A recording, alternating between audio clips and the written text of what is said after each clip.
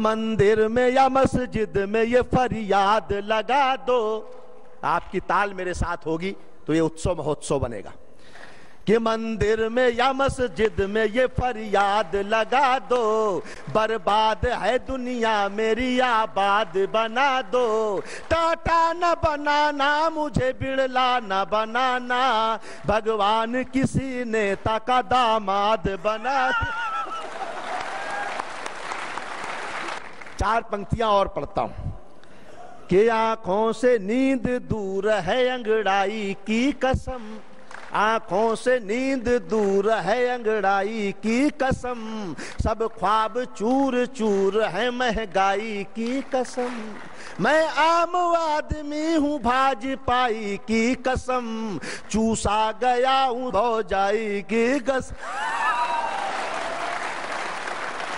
आम आदमी चूसा ही गया है। क्या महसूस करता है देश का आदमी? कितनी महंगाई, 5-5 बार पेट्रोल के दाम बढ़ा दिए। हमारे एक मित्र बाइक लेके पेट्रोल पंप पे पहुंचे तो पंप वाले लड़के ने पूछा, साहब कितने का डाल दूं?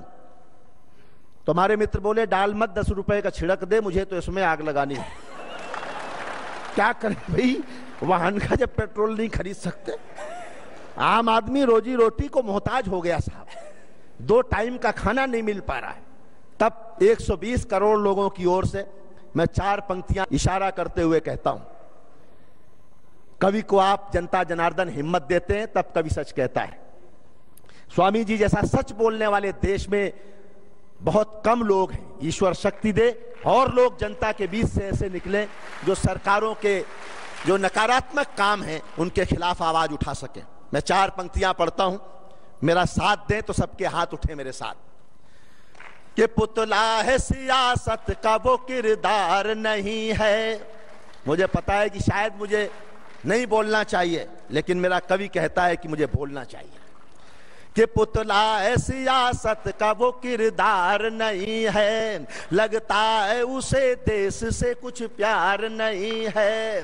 कुर्सी तो मिल गई मगर अधिकार नहीं है, सरदार तो है किंतु असरदार नहीं है, सरदार तो है किंतु असरदार। अभी भी जिनके हाथ बंधे हुए हैं, सच कह रहा हूं, आपका आनंद दिखना चाहिए। जिनके हाथ बंधे हुए हैं उनके हाथ भी खुलने चाहिए। किसी को देर में समझ में आती है। ये तालियां बजाना, ये आनंद लेना बहुत जरूरी है। ओपन हार्ट सर्जरी के बाहर एक बोर्ड लगा था जिस पर एक शेर लिखा था। वो शेर जिंदगी के लिए भी जरूरी है और सेहत के लिए भी जरूरी है। वो शेर था कि खोल लेते दिल अगर हंस बोल कर यारों के साथ। जिनके हाथ बंधे हैं उनके लिए पढ़ता हूं कि खोल लेते दिल अगर हंस बोल कर यारों के साथ, तो हमें ना खोलना पड़ता यूं औजारों के साथ। मेरे साथ मैं एक गीत पढ़ देता हूं।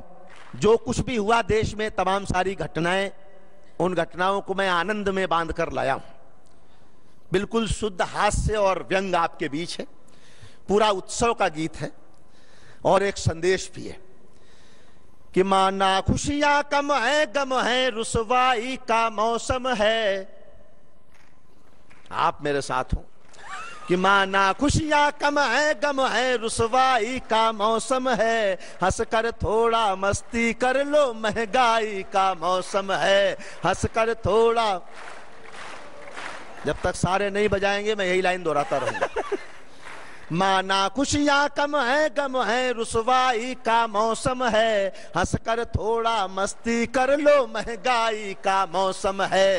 हंसकर थोड़ा मस्ती कर लो, महंगाई का मौसम है। ए राजा की पोल खुल गई, 2G की अटकी गाड़ी। ओलंपिक के खेल में मुड़ गई कलमाड़ी जी की दाढ़ी। जेल में बैठा फूट फूट कर छाती कूट रहा कांडा। एक के चक्कर में फूट गया सारा भांडा। एक के चक्कर में फूट गया सारा भांडा। खूब मजे लूटे भाई, अब भरपाई का मौसम है। हंसकर थोड़ा मस्ती कर लो, महंगाई का मौसम है। हंसकर थोड़ा अगला बंद पढ़ता हूं आनंद के लिए कि गुप्त दान से पुण्य कमाने के चक्कर में पाप बने, 87 की उम्र में देखो बाप बने। कि गुप्त दान से पुण्य कमाने के चक्कर में पाप बने, 87 की उम्र में देखो ये बाप बने। बदनामी से कई पीढ़ियों की खातिर अभिशाप बने, बेटा अपनाने में क्या था अपनी मुश्किल आप बने। बेटा अपनाने में क्या था अपनी मुश्किल आप बने। अब भी शादी कर डालो ये शहनाई का मौसम है, असगर थोड़ा मस्ती कर। महंगाई का मौसम वाली लाइन आप बोल सकते हैं कि हंस कर थोड़ा मस्ती कर लो महंगाई का। राजनीति के दामन में है घोटालों पर घोटाले। कविता व्यंग की ओर यात्रा करती है कि राजनीति के दामन में है घोटालों पर घोटाले, जी जाने कितने सांप गले में हैं डाले। एक कोयले ने कर डाले हैं कितने चेहरे काले, हम जिनको गंगा समझे थे वो निकले गंदे नाले। हम जिनको गंगा समझे थे वो निकले गंदे नाले। बच के रहना संसद में हाथापाई का मौसम है, हंसकर थोड़ा मस्ती कर लो महंगाई का मौसम। हंसकर थोड़ा और अंतिम पंक्तियां पढ़ता हूं। खुद इनको मालूम नहीं है कितना पैसा खा डाला, इसने तो चारा खाया इनने भैंसा खा डाला। कि खुद इनको मालूम नहीं, और अगली पंक्तियों पर आपका भरपूर समर्थन चाहता हूं कि खुद इनको मालूम नहीं है कितना पैसा खा डाला, इसने तो चारा खाया इनने भैंसा खा डाला। इस चुनाव की नाग पंचमी पर कुछ और प्रबंध करो, लोकतंत्र के इन सांपों को दूध पिलाना बंद करो। लोकतंत्र के इन सांपों को दूध पिलाना। आपके हाथ उठ जाए मेरे कथन पर।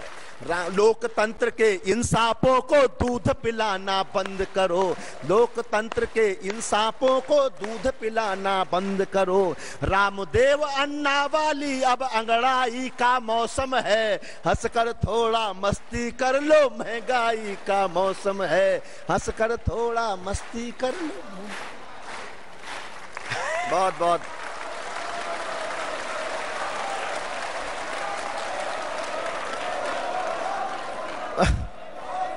चार पंक्तियां और पढ़ता हूं।